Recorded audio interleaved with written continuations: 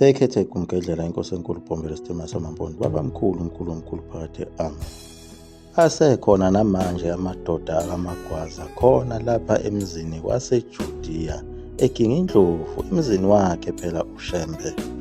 Anqekuzisa amakhanda athi namhlanje sengathi sizoyithola ingonyuluka kanye nawo umnyombo walokugula kwethu. Phela abantu bakaMagwaza bakhona abanye abasebeshonile ngenxa yaso lesi sibhoko ekwakungaziwa ukuthi sasiqhamukaphi. Nazo izinkomo zabo zaseziphelile ezibayeni phela bekhokhela zona izinyanga. Njengoba bona abantu bakaMagwaza babetholakala khona phela endaweni yaseNkandla, nakhona eMelmont kanye nakhona eMzinyathi eNdwedwe. Kodwa la madoda amathathu ayefike khona lapha emzini waseJudiya eGingindlovu ayisuka kuyo indlu yaseMelmont. Nawo la madoda akaMagwaza athi uma efika nje kuye uShembe, wona awambizanga ngumfundisi, ayembiza ngayo inkosi. Asazi ukuthi amadoda kaMagwaza ayithathaphi ukuthi uShembe kuyinkosi. Kodwa amadoda kaMagwaza ayesamangele namanje ukuthi uShembe uzithathaphi lezi ndaba azikhulumayo ngobabamkhulu wabo uManqondo Magwaza. Njengoba uShembe belokhu phela ebachazela ukuthi uManqondo Magwaza uye lona obangalokhu kugula ngenxa yokuthi wagwazwa ngumkhondo ngamaSwazi amgwaza esiswini. Nihlatshwa nje ibhobo ngenxa yakho lokho. Abesebuza amadoda ukuthi khona ubabamkhulu wethu ngabe yini into abangukuthi asigulise kanjena. Wabesechaza uShembe ukuthi ngalesi sikhathi eshona uManqondo Magwaza, umndeni kawunakanga ngaleso sikhathi ukuthi umenzele yonke imicimbi efanele umuntu oshone ngayo ingozi, umvale nenxeba. Wathi uma esefika kwelamathongo kobabamkhulu bakhe, wathi uma ethi uyangena esangweni lapho kwakuhleli khona obabamkhulu bakhe bakaMagwaza, umndeni wakubo wamnqabela ukuba angene ngoba babethi phela uzobangcolisa ngalo igazi elalibhibha lapha enxebeni lakhe. Lo kwabanga ukuthi leli qhawe elikuManqondo Magwaza lime kanjalo esangweni. Ilapho elalizama khona ukukhuluma ngawo amaphupho phela ukudlulisa umyalezo emndenini nakuso isizwe sakhona kwaMagwaza, njengoba phela uManqondo lona wayinkosi yakhona kwaMagwaza, ephinde futhi ebe yiqhawe lakhona elikhulu lakhona indlunkulu kwaZulu. Ngaso isikhathi sakhe uShaka waze wayogamanxela esikhathini sikaDingane. Njengoba wayenesikhundla esikhulu emndenini sobukhosi, aphinde abe yiqhawe elikhulu kwaZulu, aphinde abe yinzala bantu yakhona kwaMagwaza. Wathi uma ezama ukudlulisa lo myalezo ngawo amaphupho nangezibonakaliso, kodwa kwangenzeka. Wayelokhu eme kanjalo esangweni lakhona kwelamathongo. Lokho kwamhlukumeza kakhulu ukuba engakwazi ukuhlangana nomndeni wakhe. Ilapho-ke abakhona nolaka olukhulu lokuthi akabazwise, athi ukubatitinya kancane lokhu akuzwayo njengoba ehleli endaweni embi nebuhlungu lapho kunokukhala nokugedla kwamazinyo khona. Ilapho-ke abajukujela khona ngaso lesi sibhobo, kodwa akagcinanga futhi lapho. Bonke abakwaMagwaza ababeshona babethi uma bethi bayaqhubeka nendlela bebheke kulo phela elamathongo, befike endleleni bevinjwe wuye. Yayifike ilivale isango lokuqhubekela phambili kwelamathongo. Ithi ngalesi sikhathi nisemhlabeni benilibele ukuzijabulisa nakhohlwa indaba yokuthi ngashona kanjani, kanye nayo imicimbi yonke eyenzelwa umuntu osuke eshonile yokuhlanjululwa ukuze phela akwazi ukuyongena kwelamathongo. Ake nime lapha nani nizwe lokho ekade ngilokhu ngikuzwa iminyaka ngeminyaka. Base beyabhajwa kanjalo abesizwe sakaMagwaza bengakwazi ukuqhubekela phambili ngenxa yabo inkosi yabo lena yayisibavimba endleleni. kwaze kwafika zona izimishini. AbakaMagwaza base beyikhetha inkosi yaseYurophu eyayifike nezimishini, nelikhulu ithemba leli ababelithenjiswa ngabefundisi ukuthi bazongena ezulwini. Babethokozile kakhulu abantu bakaMagwaza ngokuzwa ukuthi mhla kubuya inkosi uJesu bayotshekula njengamathole, bayongena ezulwini, bebone izingelosi ezimhlophe ngamehlo ezinamaphiko.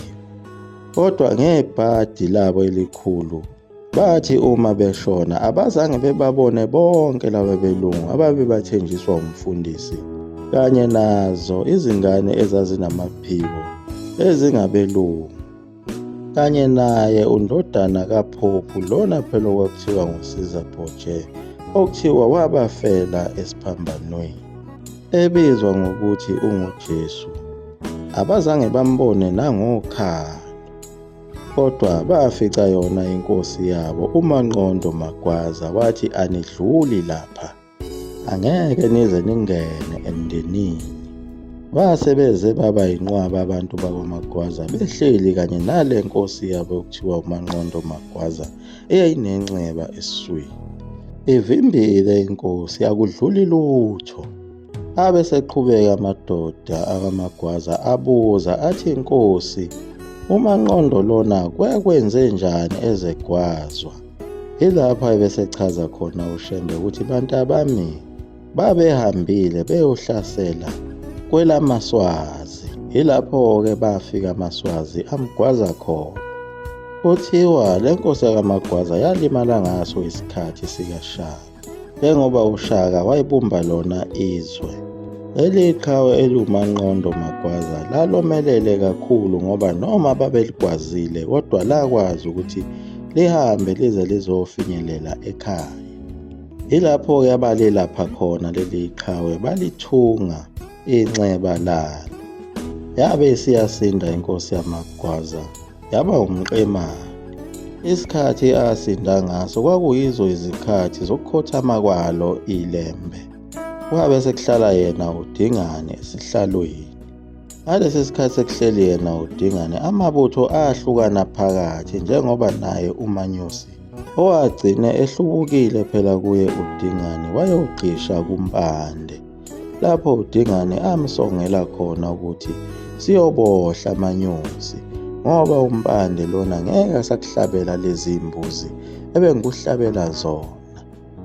Njengoba uManyusi phela wayedume ngako uqeda imbuzi eyedwa, futhi wayengusomahlaya wayo inkosi. Nakho uqeda kwakhe imbuzi eyedwa kwakungelinye lamahlaya ayelenzela izithameli nezivakashi zakhona kwaZulu, ezazihamba zikhuluma ngaye izwe lonke ukuthi kwaZulu kunendoda ekwazi ukudla intondolo yonke iqede ize iphuze nomhluzi wayo. Wangewona wodwa lowo mncintiswano owawuhlala wenziwa khona kwaZulu, njengoba naye uDingane wavula futhi omunye umncintiswano owayefuna ukuhlola ngawo ukuthi ngabe yiliphi iqhawe elinamandla. Lowo mncintiswano wawuvulwe uye uDingane kwakuyiwo umncintiswano wokuthwala inkomo, ukuthi insizwa enamandla ngempela iyokwazi ukuyithwala inkomo.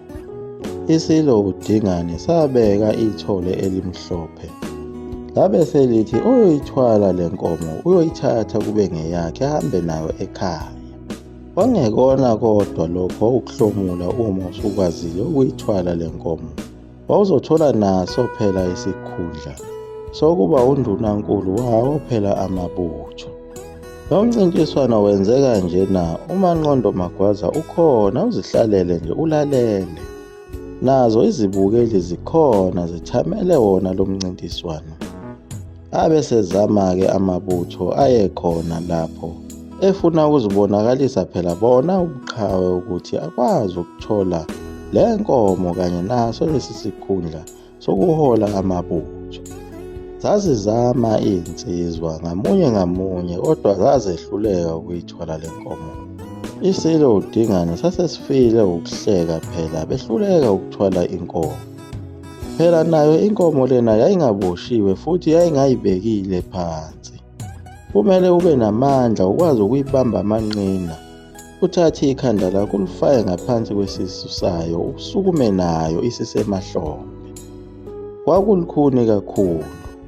Yilapho uMagwaza acasuka kakhulu njengoba wayethathwa njengayo phela inkubela. Phela bonke babazi ukuthi uManqondo lona wayekade elimele kakhulu. Kuyimanje unenxeba athungiwe kulo elisalulama. Kwakumcasula lokho okwenzakala lapha ukuthi kukhona insizwa ehlulwa ukuthwala inkomo. Yena eselwile izimpi ey'ngaka ethi bayadlala laba, wabonakala esesukuma eseshona kuyo inkomo. Isilo uDingane sazama ukumxwayisa ukuthi, Manqondo phela wena usalimele, awukakalulami kahle njengoba unomthungo. Kodwa uManqondo Magwaza waphikelela khona eme ngelilodwa igama lokuthi sekunesikhathi futhi inxeba lakhe selipholile. Ngizozama bayede. Bamdedela wabe selidumela ithole. Walibamba imilenze nemikhono. Ngqi wabe selithatha ikhanda walifaka ngaphansi. Wasukuma nalo umfoka Magwaza ithole. Amangala onke amabutho ayekhona lapho. Wakhala amakhwela amabutho phela emahalalisela uManqondo Magwaza ukuba uphumelele. Naso isilo uDingane samangala kakhulu ukuthi uManqondo lona unamandla amaningi kangaka. Nabo omame babehalalisa. uMagwaza lona usalokhu eyithwele njalo inkomo ekhombisa bonke phela abantu ababekhona ukuthi uyenzile lento, eveza phela ubuqhawe bakhe. Kanti yilapho wasekonakala khona izinto. Laqhuma inxeba lakhe wayilahla phansi inkomo. Wabonakala esebambe khona lapha enxebeni lakhe laleliqhumileyo. Kwaphophoza igazi. Wabe seguqa ngamadolo. Waphelela khona lapho yakhothama kanjalo inkosi yakaMagwaza. Bajabha kakhulu bonke ababekhona lapho. Waphela kabuhlungu kanjalo umncintiswano. Ayesedangele kakhulu amadoda kaMagwaza lawa phela ehleli naye uShembe ngesikhathi ebaxoxela lezi izindaba ukuthi ubabamkhulu wabo wakhothama kabuhlungu kanjena. Abesebuza kuye uShembe ukuthi senze njani. Wawaphendula uShembe ukuthi inkosi lena phela kufanele igezwe iphinde ivalwe inxeba. Kuphinde kuxoliswe ukuthi isikhathi eside kangaka lo mcimbi wayo ungenziwe. Amadoda kaMagwaza asukumela lolu daba njengoba ahamba abuya ngokushesha esephethe zona izithole eziwu-8 eze kuye uShembe ukuba abalekelele ukuthi kuhlawulwe phela kuphinde kwenziwe wona umcimbi wokuthi agezwe aphinde avalwe amanxeba njengoba kwakuyinkosi yesizwe sakhona kaMagwaza. Wabalekelela kakhulu uShembe abantu bakaMagwaza ngokuthi enze lo mcimbi uze uphelele ube impumelelo. Nazo izibhoko ezazibahlupha abantu bakaMagwaza zabayeka kanye nabo oyisemkhulu laba phela babebhajiwe endleleni bengakwazi ukuqhubeka nohambo lwabo kuba bekwela mathongo. Wabadedela uMagwaza uManqondo phela endleleni lapha ebavimbe khona ebavalele isango. Kwabamangaza kakhulu lokhu abantu bakaMagwaza ukuthi uShembe uhlobo luni lomuntu njengoba iningi labo abakaMagwaza bagcine sebezinikele kuye uShembe kuleli bandla lakhe baphuma ezimishini. Ukwenza kwabo kanjalo babeqhubeka phela bebangabona ubutha kuzo izimishini nabefundisi bakhona ukuba bamzonde kakhulu lo Shembe osindisa laba bantu abamnyama. Ngoba manje lo Shembe uyabagqilaza ubuyisela umsebenzi wezimishini emuva futhi uyawuhlambalaza umsebenzi wezimishini. Ngakho lokhu esindisa abantu ngoba phela ezimishini akekho umuntu owayisinda khona. Wawugula nje ugcine usuzifele noma bekuqedele ngawo umgcobo wokugcina. Bese bema ngalo leli gama elilodwa abalokhu beliphindaphinda bethi bese kufike isikhathi. Bephinde bethi babusisiwe abafela enkosini ngoba bayobona umbuso wezulu. Ujike uyovinjwa obabamkhulu bakho endleleni ungawuboni lo mbuso wezulu okukhulunywa ngawo. Kanye naye uMaria lona kuthiwa uhlala ezinyaweni zikaJesu. Ujike naye futhi ungamboni lo Maria. Kodwa ababenebhadi babeyikholwa le nganekwane yakhona ezimishini noma yayingabasizi ngalutho. Leguqa lapho ikumkehlela mzukulu amafutha omkhovu 20 nesuka phakathi. Amen.